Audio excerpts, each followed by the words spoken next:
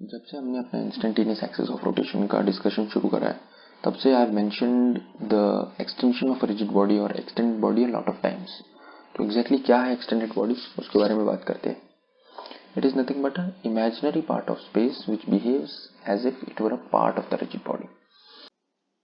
Before moving further in this lecture, I'd like you to go through this simulation. I've designed a very small simulation which will help in understanding the concept of extended bodies or extension of a rigid body better. तो क्या है simulation, directly point पे बात करते हैं। एक मेरे पास rigid rod है जो व्हाइट कलर में दिखा रखी है and it is placed on a smooth horizontal surface. ठीक है, उस रिजिड रॉड का एक अटैचमेंट है जो रेड कलर की रॉड है, that is the attachment. And उस अटैचमेंट के एंड में एक पार्टिकल अटैच्ड है ब्लू कलर में जो दिखा रखा है हमने। सो ये सेटअप है और इस रिजिड रॉड को मैं टाइम t इक्वल टू 0 पे स्लाइट पुश देता हूं टुवर्ड्स द राइट डायरेक्शन में मैं इस व्हाइट रिजिड रॉड को एक पुश देता हूं। अब उसके कारण क्या होगा, definitely the rigid rod will topple. यही एग्जांपल मैंने लिया हुआ है आगे to explain the concept of extended body. So जो एक्सटेंडेड बॉडी होती है that is nothing but an imaginary concept कि imaginary attachment of a rigid body. यहां पर जो हम अटैचमेंट्स ले वो रियल है। The only assumption we are working upon is in this simulation कि ये जो अटैचमेंट है the blue particle and the red attached rod, they have a mass very small compared to the mass of the original rigid body. ये assumption से हम काम कर रहे हैं और हमारा एम क्या होगा सिमुलेशन में ऑब्जर्व करना।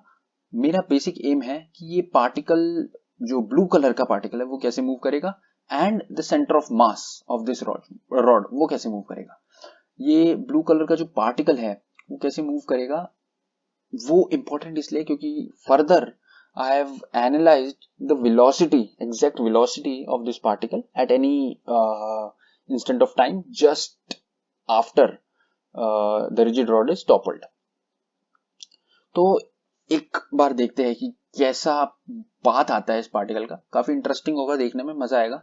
अच्छा, बिना सिमुलेशन ऑन करे सेंटर ऑफ मास के बारे में क्या कह सकते हैं भाई? सेंटर ऑफ मास का मोशन कैसा होगा भाई? सेंटर ऑफ मास अगर मैं थोड़ा सा दिमाग लगाऊं तो किसी भी instant of time during the subsequent motion में कहूंगा जो भी फोर्सेस इस रॉड पे एक्सचेंज होंगे that will be in the vertical direction only.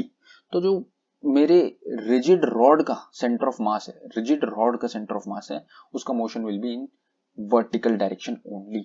सीधे डायरेक्शन में मूव करेगा। जो भी एक्सेलरेशन होगी उसका वर्टिकल होगा, तो जो भी उसकी वेलोसिटी होगी that will be only in the vertical direction.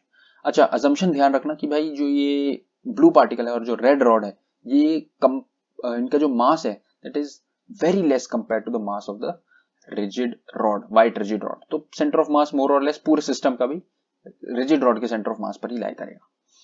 ठीक है, तो center of mass तो सीधा सीधा नीचे आ जाएगा। मेरा जो मेन इंटरेस्ट है कि भाई ये जो अटैच्ड पार्टिकल है वो कैसे मूव कर रहा है, उसके बारे में थोड़ी सी बात करते हैं। So before simulating the particular situation, let us plot a few things for this particle. I'd like to show you the velocities of this particle in the x and the y direction. Yes, x और y direction में कैसे इसकी velocity change होगी particle की वो हम देखेंगे। अच्छा, जो ग्राफ आएगा, जो प्लॉट आएगा यहाँ पे उसमें थोड़े से बम्स हो सकते हैं एंड इग्नोर दोस बम्स। वो इस सॉफ्टवेयर की एरर कहना है वो कह सकते हो, या फिर जो भी सिचुएशन सिमुलेट हो रही है वो बिल्कुल आइडियल नहीं है तो उसके कारण वो बम्स आएंगे। जो हमें देखना है वो हमें overall nature of the graph को ऑब्जर्व करना है। ठीक है, तो let us start the simulation. कैसा पाथ आता है इस पार्टिकल का, लेट अस सी। सो अगर आप ध्यान से देखो, the blue particle first rises and reaches a peak value, peak height and then it starts to descend. Simultaneously अगर मैं सेंटर ऑफ मास की मोशन की बात करूं तो सेंटर ऑफ मास तो एक स्ट्रेट लाइन में नीचे की तरफ जा रहा है एज प्रिडिक्टेड बाय अस। तो ब्लू पार्टिकल ने कैसा मोशन करा? ब्लू पार्टिकल थोड़ा सा राइज करा, एक पीक वैल्यू तक पहुंचा and then it starts to descend. ठीक है, कोई दिक्कत नहीं है। और अगर मैं y डायरेक्शन की वेलोसिटी की बात करूं तो y डायरेक्शन की वेलोसिटी डिक्रीज्ड का इन द सेंस कि भाई जीरो हुई at the peak value and then it starts to increase in the negative y direction.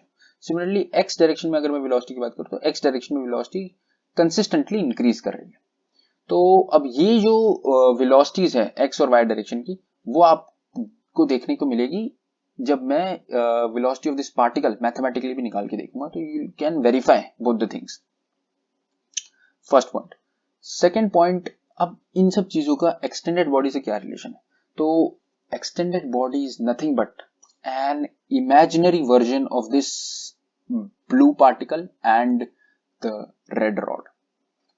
ये हमने रियल में एक अटैचमेंट लिया हुआ है on this white rigid body. जो एक्सटेंडेड बॉडी होती है, it is nothing but an imaginary version of the blue particle and the red rod. आगे देखो, you will get to understand. तो एक छोटे से एग्जाम्पल से इसको समझाने की कोशिश करता हूँ.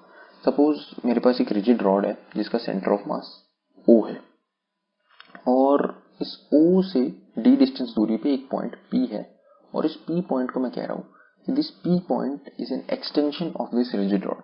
तो इसका क्या मतलब होगा? सिंपल से ये मतलब है कि if this point P is an extension of this rigid body, तो भाई मैं ये कह सकता हूं कि एक मासलेस पार्टिकल इस पॉइंट P पे रखा हुआ है. एक मासलेस पार्टिकल इस पॉइंट P पे रखा हुआ है, such that that particle is a part of the rigid body. मतलब जैसा जैसा इस रिजिड बॉडी का मोशन होगा, वैसा वैसा ये पार्टिकल का मोशन होगा.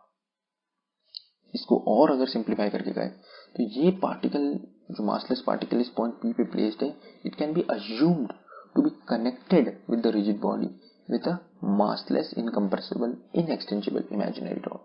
एक imaginary rod से मैं ऐसा इमेजिन कर सकता हूँ कि भाई ये जो massless पार्टिकल है इस रिजिड बॉडी से एक massless rod से कनेक्टेड है.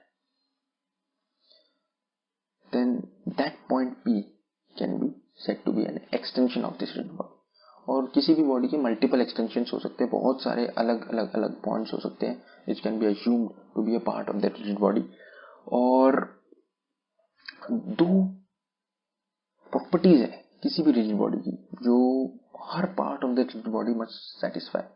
पहला, the rigid body must be incompressible and inextensible.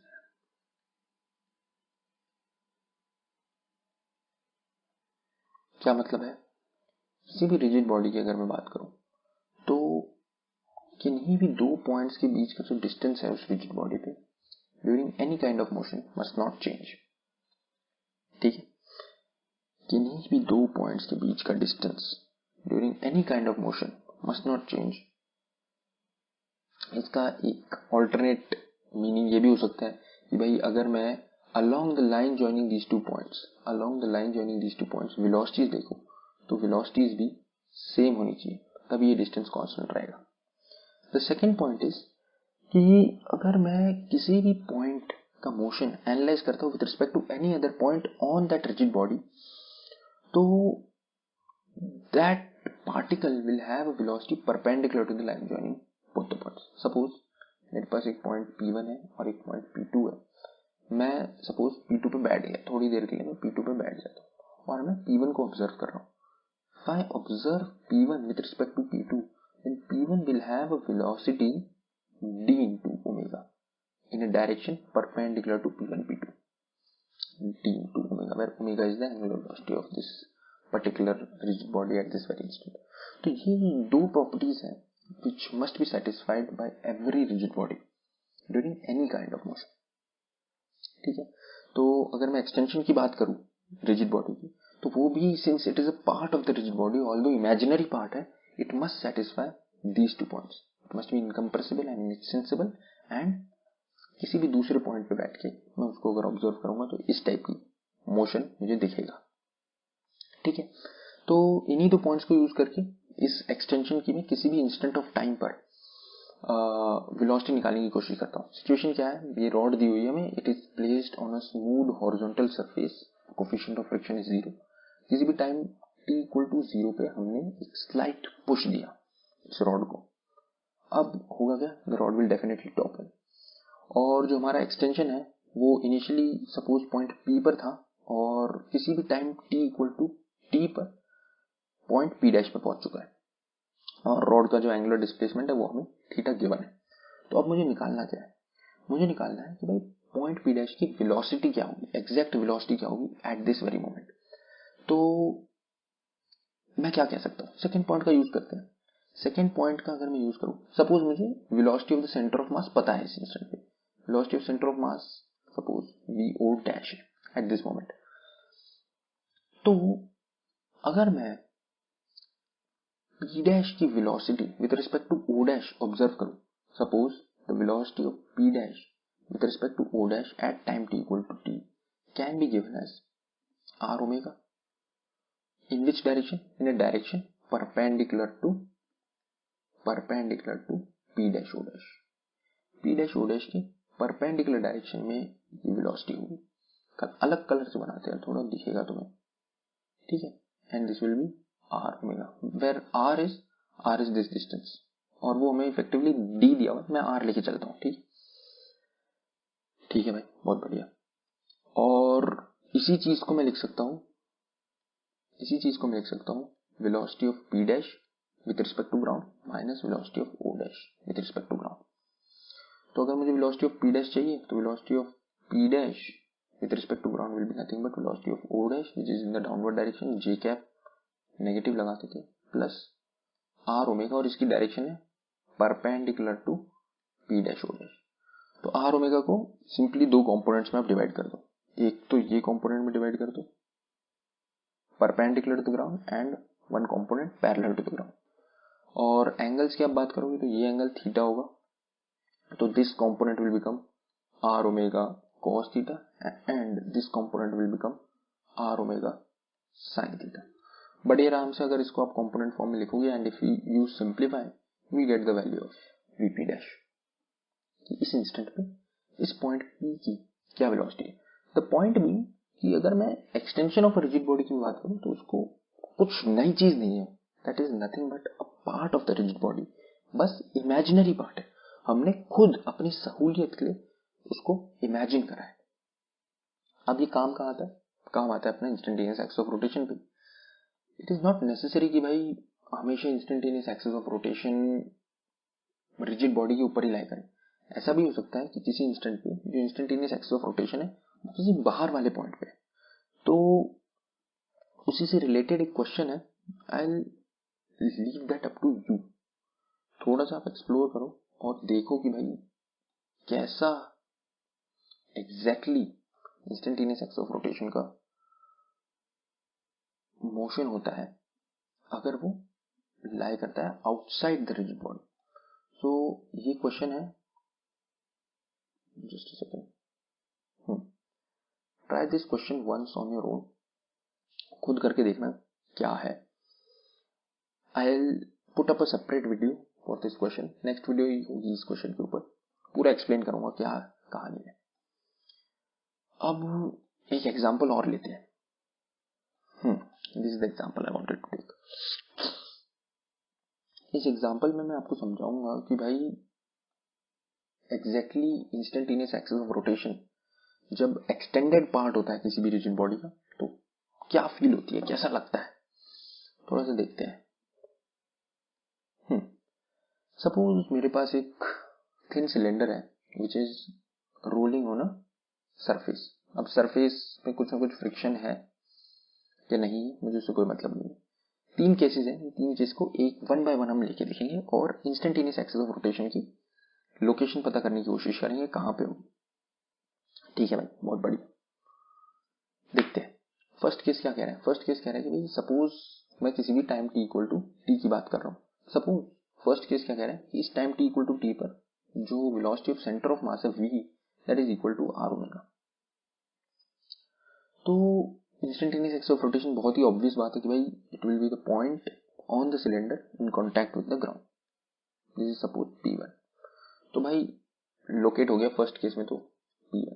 P1 क्यों होगा, हमने पहले भी बात कर चुका है कि भाई P1 की अगर मैं वेलोसिटी देखूं, velocity of P1 that is 0. Why? P1 की अगर नेट वेलोसिटी देखूं तो एक फॉरवर्ड डायरेक्शन में है v due to the translation motion and in the backward direction there is another velocity r omega in the backward direction. तो net velocity देखो ये दोनों चीजें बराबर है तो velocity of P1 clearly must be 0. अच्छा, तो P1 की वेलोसिटी 0 है.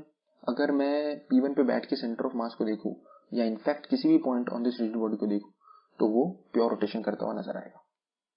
And thus in this case P1 is my instantaneous axis of rotation. Second case पे आते हैं.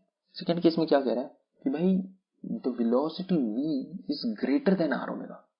अच्छा भाई, तो सेकंड केस के लिए अगर मैं P1 की वेलोसिटी एनालाइज करूं, वेलोसिटी ऑफ P1 देखते क्या होगी। एक वेलोसिटी होगी v in the forward direction, एक वेलोसिटी होगी r omega in the backward direction. But since v is greater than r omega, तो P1 की एक नेट वेलोसिटी होगी in the forward direction. Forward direction में एक वेलोसिटी बच जाएगी। तो P1 तो definitely instantaneous axis of rotation नहीं है। बट मैं क्या कह सकता हूँ, अब मुझे 2 पॉइंट्स की वेलोसिटी पता है ऑन दिस रिजिड बॉडी। कौन कौन से, एक P1 की वेलोसिटी पता है और एक सेंटर ऑफ मास की वेलोसिटी पता है।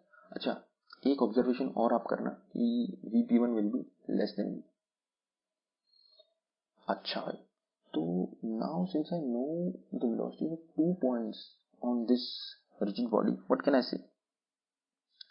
आई कैन से दैट अगर कोई पॉइंट है ऐसा, अगर कोई पॉइंट ऐसा है जिस पॉइंट के अबाउट ये पूरी की पूरी रिजिड बॉडी प्योर रोटेशन करती हुई नजर आएगी, तो वो पॉइंट कहाँ लाई करना चाहिए? वो पॉइंट डेफिनेटली नीचे की तरफ लाई करना चाहिए। क्यों? क्योंकि अगर वो पॉइंट नीचे की तरफ लाई करेगा तभी both P1 and the centre of mass will appear to rotate in a clockwise sense. हमारी जो एंगुलर वेलोसिटी वो क्लॉकवाइज सेंस में। तो this means that my instantaneous axis of rotation must lie below the point P1 on this blue line. और अगर आप exact location की बात करो तो exact location, suppose centre of mass से मैं डिस्टेंस निकालना चाहूँ तो suppose this distance is d and I can say that d into omega must be equal to the velocity of center of mass v, and we can say that d is nothing but v upon omega, because we have located the instantaneous axis of rotation and clearly d must be greater than r। क्यों? क्योंकि v is greater than r omega। ठीक है, तो second case में ये कहानी। अब अगर आप ऑब्जर्व करो तो इंस्टेंटेनियस एक्सिस ऑफ रोटेशन जो है हमारा, वो लाई कर रहा है outside the rigid body, it is not lying on the rigid body. तो इन दिस केस आपका जो एक्सटेंशन ऑफ रिजिड बॉडी वाला कॉन्सेप्ट है वो काम आएगा। तो यहां पर बात ये ध्यान रखनी कि instantaneous axis of rotation is a part of this rigid body but it lies outside the rigid body. तो ये कैसे हो सकता है? ये तभी हो सकता है कि भाई जब instantaneous axis of rotation lies on the extension of this rigid body. I really hope you understood the point. Third case की बात करते हैं। अब थर्ड केस बहुत ही ऑब्वियस है, कह रहा है कि भाई v is less than r omega. तो अगर मैं थर्ड केस में पॉइंट P1 की बात करूं तो it will have a velocity v in the forward direction and r omega in the backward direction. तो मैं कह सकता हूं कि P1 की in third case net backward direction में वेलोसिटी होगी, सपोज दैट इज Vp1। तो अगर थर्ड केस में P1 की वेलोसिटी, अलग रंग से बनाता हूं थोड़ा सा, सपोज थर्ड केस में P1 की वेलोसिटी बैकवर्ड डायरेक्शन में है and I am saying that this velocity is Vp1. So definitely the instantaneous axis of rotation must lie between the center of mass and the point P1. क्यों? क्योंकि अगर instantaneous axis of rotation मेरा इन दो points के बीच में लाई करेगा तभी there exists the possibility कि हर point on this rigid body will appear to perform pure rotation in a clockwise fashion. क्यों? देखो सेंटर ऑफ मास को देखो, centre of mass clockwise fashion में प्योर रोटेशन करता हुआ नजर आ सकता है अबाउट दिस पॉइंट। यस, क्या P1 प्योर रोटेशन करता हुआ नजर आ सकता है about this point in a clockwise sense? Yes. तो देयर इज अ पॉसिबिलिटी भाई कोई भी point between the centre of mass and the point P1 can be the instantaneous axis of rotation. Exact location अगर चाहिए तो suppose this distance is d1, you can say that d1 omega must be equal to v, and we can say that d1 is equal to v by omega, and note that d is less than r। ये हो गया हमारा third case के लिए। I really hope you understood the point। एक question है related to the extension of rigid body and the instantaneous axis of rotation. एक तो पहले दे दिया था, उस पर भी मैं वीडियो बनाऊंगा, और एक अब ये बहुत ही इंटरेस्टिंग क्वेश्चन है, इसको आप जरूर ट्राई करना, जरूर से जरूर ट्राई करना। Here's the question. बहुत ही अच्छा क्वेश्चन है, बहुत ही अच्छा क्वेश्चन है। जितने आपने अभी तक इंस्टेंटेनियस एक्सिस ऑफ रोटेशन के कंसेप्ट सीखे, सारे के सारे कंसेप्ट इसमें यूज हो जाएंगे और पूरा का पूरा कंसेप्ट आपका क्लियर हो जाएगा. And this question in fact is a very good contender for J advance. J advance में इस टाइप का क्वेश्चन आ सकता है. सिंगल करेक्ट में भी आ सकता है, मल्टी करेक्ट में भी आ सकता है. और एक बार जरूर ट्राई करना इस क्वेश्चन को. इस क्वेश्चन पे भी डेफिनेटली एक मैं वीडियो बनाऊंगा और where I post the solution and explain in depth ये क्वेश्चन में हमें करना क्या है and how to analyse this question. So that brings us to the end of the concept part of the instantaneous axis of rotation series. अब जो videos आएगी they will be the question parts, और ये basically जो दो questions अभी दिए पहले तो वही discuss करेंगे, and after that I'll take up some very good illustrations on the instantaneous axis of rotation, or the illustrations which you can solve easily using the instantaneous axis of rotation. Basically अब हम applications की बात करेंगे. So I hope I was able to clear your concept on instantaneous axis of rotation. अच्छा concept है, as I said in the beginning of this series. बहुत अच्छा concept है, बहुत यूजफुल कंसेप्ट है. इफ अंडरस्टूड प्रॉपरली बहुत ही आपकी लाइफ आसान कर सकता है.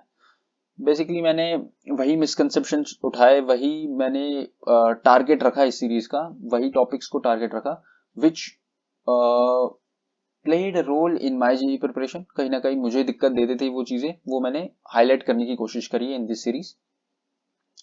So do share this playlist and do like and subscribe to the channel. Thank you.